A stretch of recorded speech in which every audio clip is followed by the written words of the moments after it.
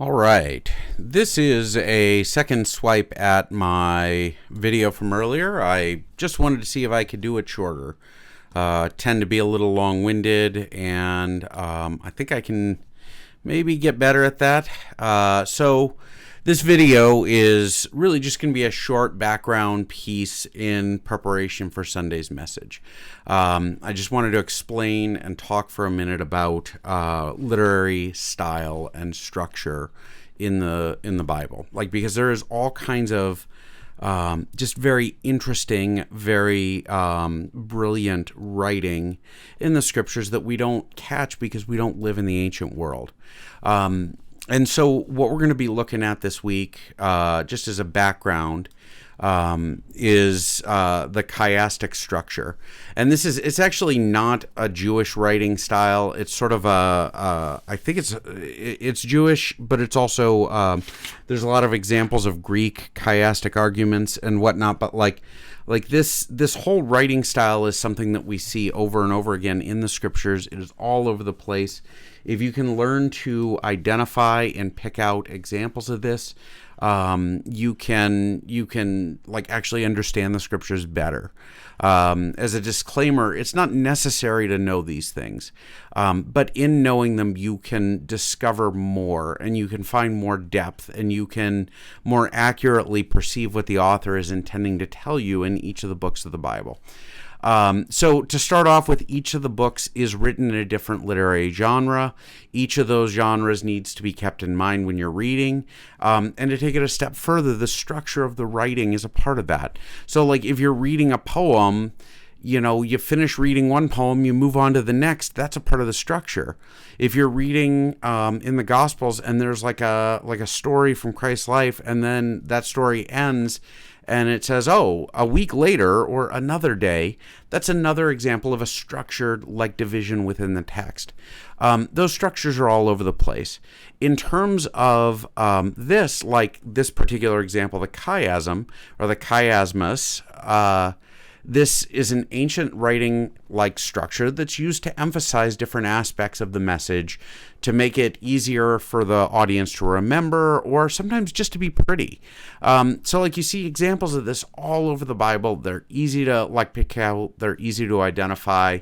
And sometimes they're just there to make the text sound more interesting, or to make it easier to memorize, or what have you. It's a part of how the ancients wrote and spoke and learned and everything else. And so I've talked about this a few times over the years, and I didn't really want to go in depth in it in the sermon, but it would be hard not to talk about it at least a little bit. And so if you're in the crowd of I want to learn more, I want to get a little more out of this, this video is kind of for you. So what is a chiasmus, or the chiastic structure? It's this, it's a symmetrical structure involving some form of inversion or the reversing of the order of phrases or ideas or what have you. And a lot of times it's centered around a central idea. There are lots of different kinds of chiasm that are used in the New Testament. There's the simple chiasm, which is the most common. That's the A, B, C, B, A. And that is where the text will start with, A, like a sentence involving some phrase or saying some idea, and then B, which is a modification of that idea, and then C, which is what it's all building up to, and then B, which is just like the B in the previous part, and A, which is just like the A in the previous part. Or sometimes B and A in the second half is opposite, or what have you. There are all kinds of different ways that the authors will play with this particular structure to make a point.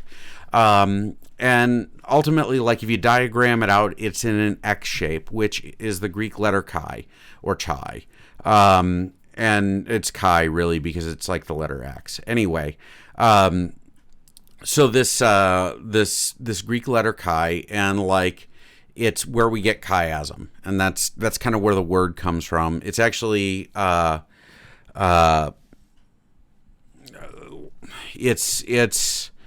it's not that complicated. It's kind of a neat little way to understand it. But what So how does this work? What's an example of this? Like a very simple version of this would be found in Psalm 18:20.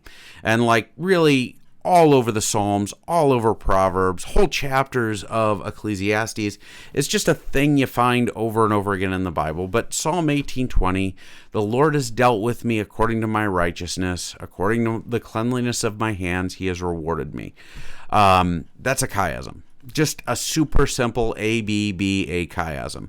And it is like written in a way that emphasizes different aspects of the poem.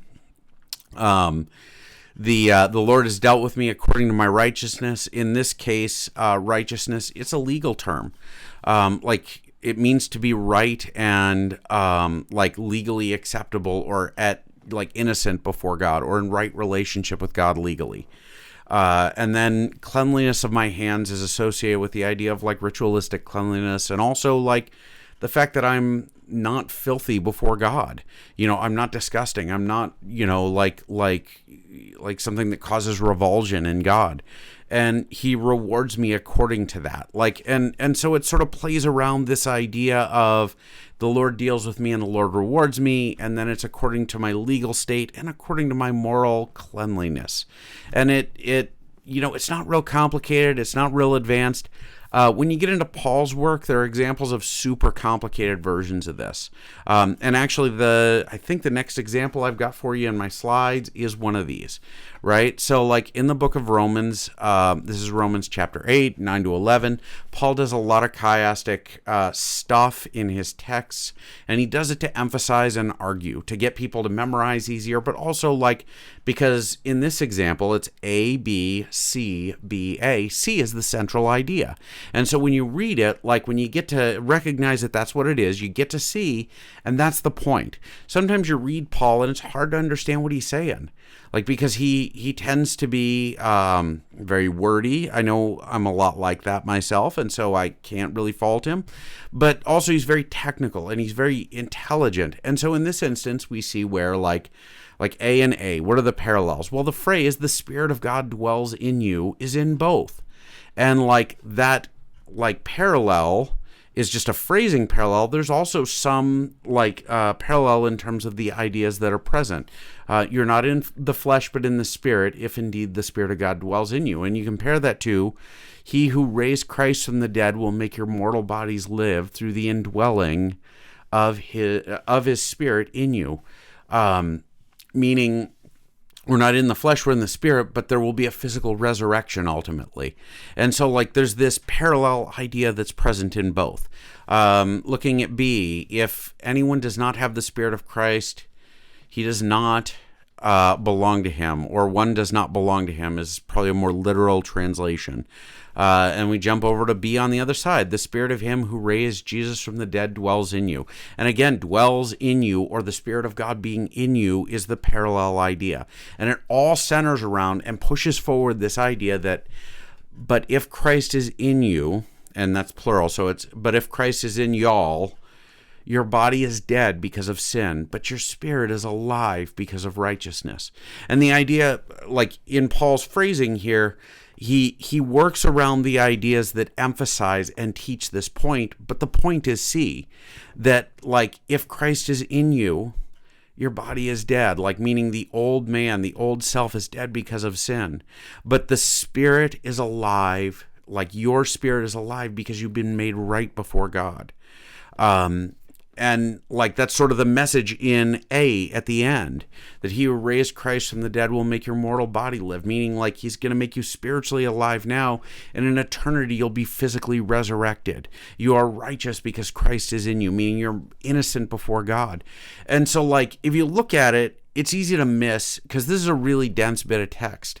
But once you know what you're looking for, like it sort of jumps out at you and it makes the plain meaning of the verse more obvious.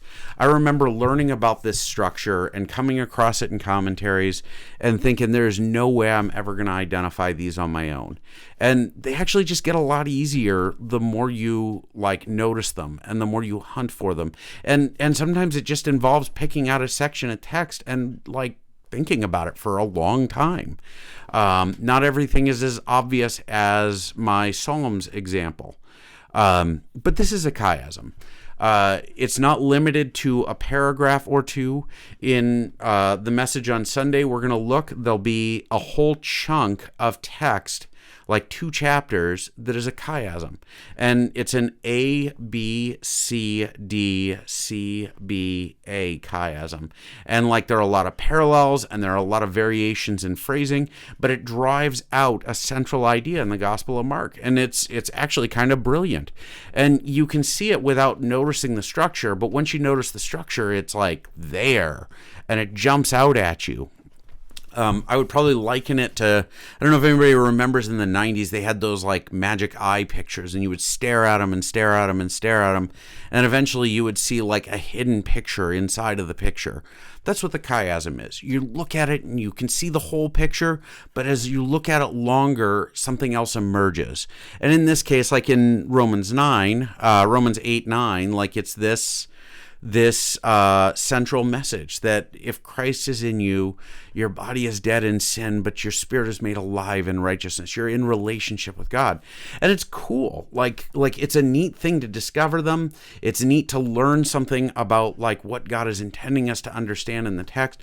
There's lots of different versions of chiasms. Honestly, it is not just A, B, B, A, or A, B, C, B, A. Sometimes it's A, B, A, B, where there's parallelism and an echo. Sometimes it's like A, B, B, A, where like it's an inversion, where like there's this whole different idea on the second half, where it's the opposite. There's just lots of examples in this, like of this like particular style, and I'll point them out as they come up. In preaching, if you think you notice them, ask. And really the big thing is, like when you're reading lines and you're reading texts, like it might jump out at you that, wait a minute, that sentence sounds familiar. Or wait a minute, he's repeating the idea here. And you might back up and look at all of the lines and say, oh, wow, the idea is being presented over and over again because like he's making a point. And then you can just like structure these out really easily. My last point on this slide was that sometimes there's whole books that are like this. There's a very compelling case that 2 Corinthians, like that a huge chunk of it is a chiasm. Like it's just this big structured argument. If you jump into there's an argument about Proverbs. I don't think it's a good argument, but there's an argument that Proverbs, like that because there's parallels between the first and last chapters, or the first couple of chapters and the last couple of chapters, that like the whole book is that way. The problem, of course, being that the rest of the book isn't, and like, you know, it's just 1-2 at the beginning and 1-2 at the end. Maybe it's on purpose, maybe it's not, but like there are lots of examples of this. Sometimes scholars like to force the idea onto a text because they want to sound clever. Sometimes they don't. You know, sometimes it's genuinely there though, and when you find it, it's awesome. Like you discover something more to the story that you didn't realize was there in the first place. As an adult, I read Animal Farm, by anyway, it was about the Russian Revolution, and I've read it probably, I don't know how many times now, but it's interesting reading Animal Farm after I read it after I read a history of the Soviet Revolution.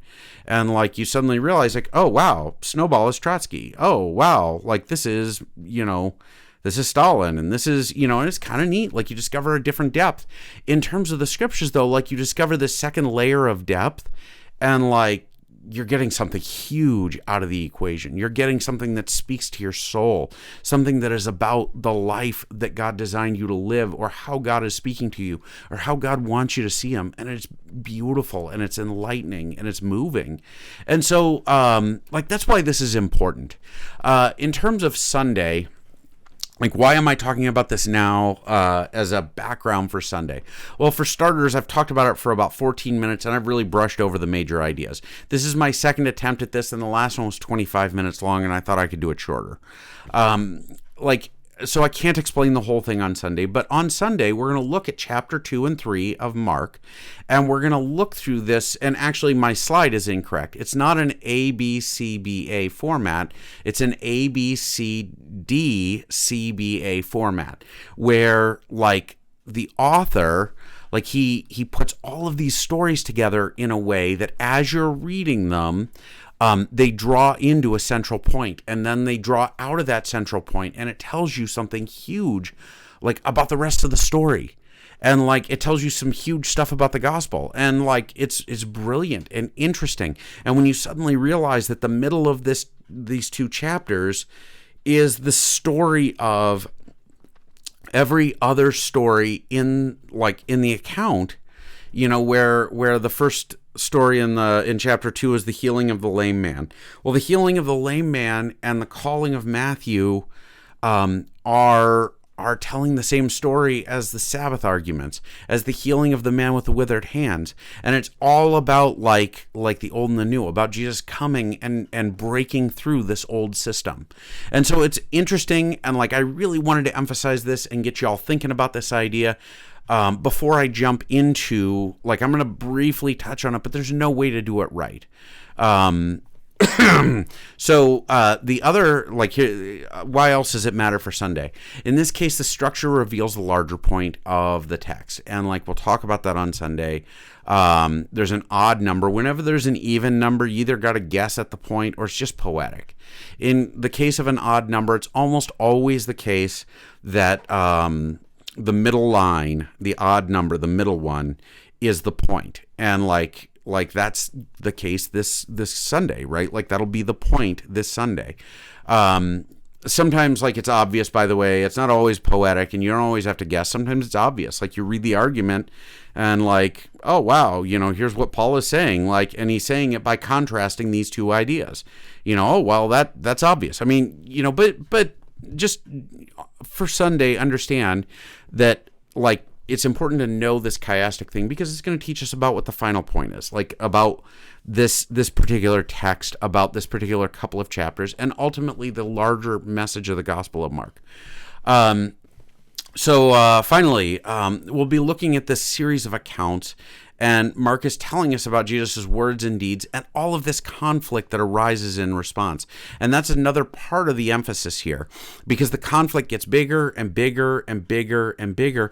But in like conjunction to that, Jesus is revealing himself to be like God over and over and over in bigger and bigger ways. And the people who encounter him in this situation, the people who encounter him in these moments, they're like infuriated by it. And that middle verse explains why. And the middle verse explains what's going on. And ultimately, like it's going to lead to the crucifixion. That is the big collection of ideas here. Tomorrow I'm going to do another one of these. Hopefully I can keep it under 20 minutes. The one tomorrow will be on the Son of Man. Like, why does Jesus call himself the Son of Man? Because that's important for this particular chiasm, right? But like this, he doesn't call himself the Messiah. He doesn't call himself the Son of God. He calls himself the Son of Man over and over and over again. And we're going to just dig into that. Like, it's interesting. There's a lot of fun stuff going on with that. So if you found this useful, if you found that you learned something, if you want me to keep doing these kinds of teachings in the future, throw a note in the comments section. Shoot me a text about it. Just let me know. Click like if you watched it so I know somebody actually watched it. Yeah, this is the shorter version. If you watched the long version, sorry for the repeat. I just thought I could do it in under 20 minutes. Have a good day. I'll see you guys tomorrow and otherwise on Sunday. God bless.